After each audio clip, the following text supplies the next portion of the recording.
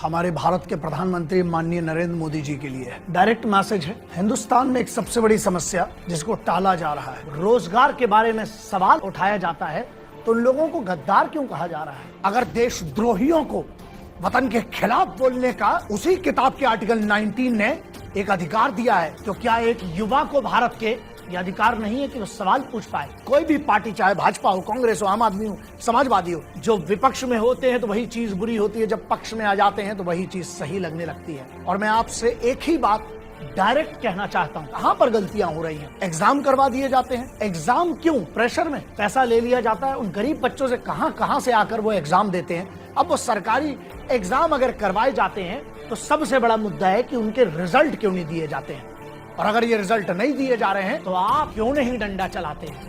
ऐसी कौन सी मजबूरी है जो आपको बेरोजगारी पर बात करने से चुप कर देती है? क्योंकि जब तक ये जवाब नहीं दिए जाएंगे ना, ये सवाल हवाओं में घूमते रहेंगे। आज भी इस देश में ना दो बहुत बड़ी बातें मानी जाती हैं, एक सरकारी नौकरी और दूसरा विवाह। क्या आपकी ही सरकार के कुछ लोग हैं जो भटका रहे हैं? मैं हमेशा सबसे कहता हूं कि ख्वाहिशें जिंदा रहना जरूरी है, वरना कल सुबह उठने का मकसद क्या होगा? सरकार जो आराम से कर सकती है, आपके लिए सिर्फ इतना सा काम है, आप अगर चाह लें, अगर पूरी सरकार चुनी हुई है, विपक्ष कुछ नहीं है आज की, सॉल्यूशन क्या है? सॉल्यूशन सीधा है, अकाउंटेबिलिटी निर्धारित करिए।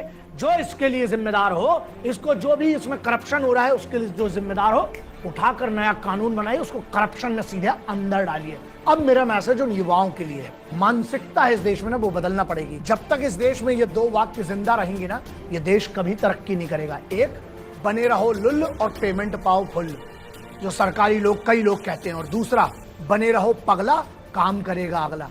साहब, ये वतन आपका मेरा है, पूरे हक से ना नमक का फर्ज अदा करे। देख, अब मोदी जी जरा खुद सोचिए कि अगर ये स्टूडेंट्स को अगर ट्रेंड कराना पड़े मोदी जी रोजगार, तो इसका मतलब गड़बड़ी तो है। थोड़ा सा देखिए ना एक बार, मन की बात कभी हम लोग का भी सुन लिए, बड़ा मजबूरी में पढ़ाता आदमी, स्टूडेंट सबको देखते हैं लोग ना, बड़ा अजीब सा लगता है उनको। आपको समझ में नहीं आता, रेडियो पे अपनी मन की बात बोलते, स्टूडेंट कहाँ बोलेगा अपने मन की बात? देखिए मोदी जी, हम आपसे क्या बोले, मन की बात आप हम लोग से सुनते नहीं, तो फोटो से बतियाना पड़ रहा है आपके। आप क्या करेंगे?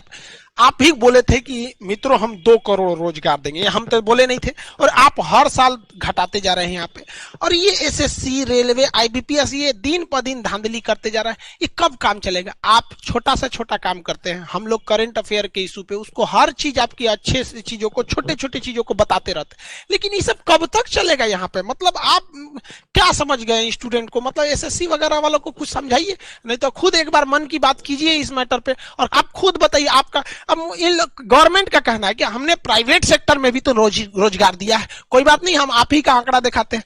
2017 में प्राइवेट गवर्नमेंट सारा टाइप का मिला के 407 मिलियन रोजगार थे सब, 2017 का बात बता रहे हैं। 18 में वो 407 से घट के 405 हो गए, 19 में वो 400 मिलियन हो गए सब, यानी टोटल रोजगार आप देखिए घट रहा है। 2020 की हम बात ही नहीं कर रहे हैं, क्योंकि अभी जहां बोलेंगे गवर्नमेंट तुरंत बोल देगी अरे कोरोना था, कोरोना, इसलिए हमने कोरोना को ही हटा दिया। ये कंसिस्टेंटली देख रहे हैं ना आपको, ये एकदम एक फिक्स ये घटते जा रहा है। यहाँ पर मुद्दा ही नहीं है यहाँ रोजगार के लिए। तो गार्जियन को भी हम कहते हैं कि आप लोग भी मोबाइल निकालिए, ट्वीट कीजिए।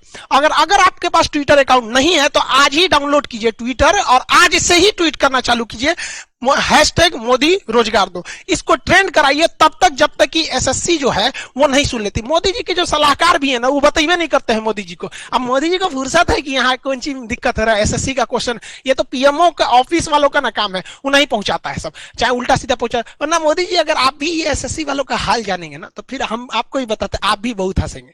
यहाँ आपको भी नहीं पता है तो जानिए। आप ही तो बोलते हैं कि हम देश के सबसे बड़े चौकीदार है, तो आपके सामने ही एसएससी वाला कर रहा है, 2-3 लाख दीजिए, नहीं तो फिर आप ऐसे आंख बंद करके रखेंगे तो पूरी दुनिया देख रही है ट्विटर पे रोजगार मांग रहा है। भाई ये आपकी एसएससी का काम है जिसके लिए बनाया गया। तो गार्जियन को भी कहते हैं आप लोग भी समझिए, सबको ये ट्वीट करके 25 तारीख से पहले ही इसे 1 नंबर पर ट्रेंड करा के ले जाना। देखिए मोदी जी, हम आपसे क्या बोले, मन की बात आप हम लोग से सुनते नहीं, तो फोटो से बतियाना पड़ रहा है आपके। आप क्या करेंगे? आप ही बोले थे कि मित्रों हम 2 करोड़ रोजगार देंगे, हम तो बोले नहीं थे, और आप हर साल घटाते जा रहे हैं यहाँ पे।